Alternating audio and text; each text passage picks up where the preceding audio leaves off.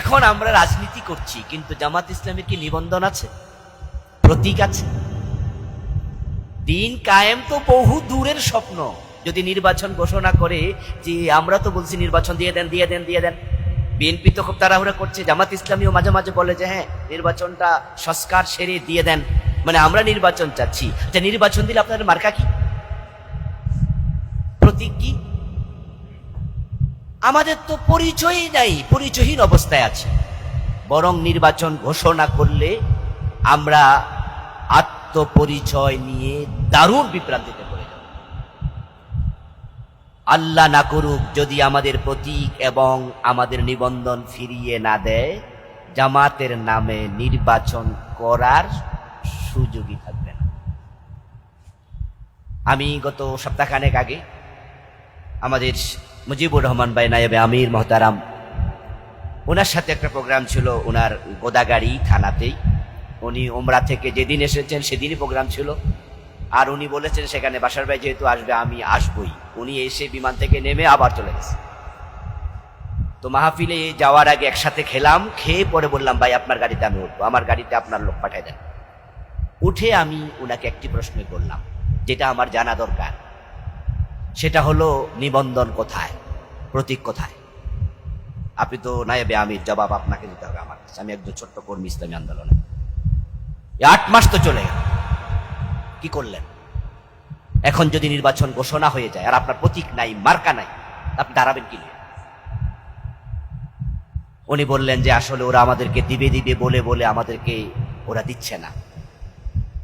এক পর্যায়ে তো আমাদের মোহতারাম আমিরে জামাত আজহার ভাইয়ের মুক্তিকে কেন্দ্র করে তিনি রাগ করে বলেই ফেললেন যে আমি স্বেচ্ছায় কারাবরণ করতে চাই। পরবর্তীতে ডক্টর ইউনূসের বাসভবন ঘেরাওয়ের কথা হল। পরে ডক্টর ইউনূস বললেন যে আমাদেরকে ডেকে নিয়ে, আমি দেখছি আপনারা একটু ধৈর্য ধরেন। তাহলে আমরা ধৈর্যের উপরে আছি। এখন অবস্থা ভালো নয়, দিন কায়েম হয়ে গেছে, ভাবার কোনো কারণ নেই। বরং এই দেশে দিন কায়েম করা মিশরের ইখওয়ানের চেয়ে সহজ হবে না।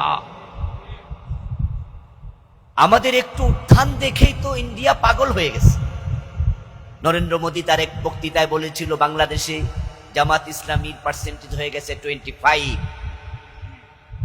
25% লোক জামাত হয়ে গেছে। অথচ আসলে কি আমরা এত আগাইছি নাকি?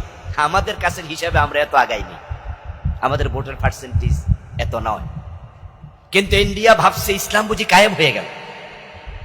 তাই গতবার এই 15 বছরে যে মেচাকাটটা আমাদের উপরে চালানো হলো, এটার পুরা প্রেসক্রিপশন দিল্লি থেকে এসেছে, পুরাটা মেকানিজম হয়েছে ইন্ডিয়া, জাস্ট বাস্তবায়ন করেছে শেখ হাসিনা।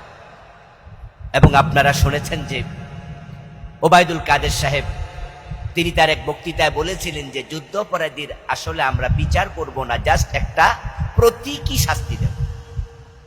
আমরা ধরে নিয়েছিলাম তারা আমাদের উপর এতটা মেচাকার চালাবে না, কিন্তু পরবর্তীতে দেখা গেল তারা আমাদের নেতাদেরকে গড়ফড়টায় ফাঁসি দিয়ে দেবে। কারণ ইন্ডিয়া চেয়েছে এদেশের ইসলামকে, ইসলামী আন্দোলনকে নখের উপরে পিষে উকনের মতো মেরে ফেলবে। যদি আল্লামা সাইদি রাহমাহুল্লাহর মামলা রায়ের দিন এইভাবে বিস্ফোরণ না ঘটত, তাহলে তারা আল্লামা সাইদিকেও ফাঁসিতে ঝুলাতো।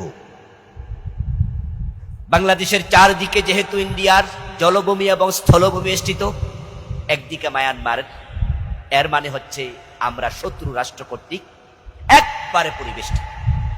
এই জন্য দেশের ইসলামের উত্থান তারা কখনোই চাইবে না। কিন্তু আমরা হতাশ নই। এর কারণ এই দেশের সবচেয়ে বড় শক্তি হচ্ছে 18 কোটি মুসলিম।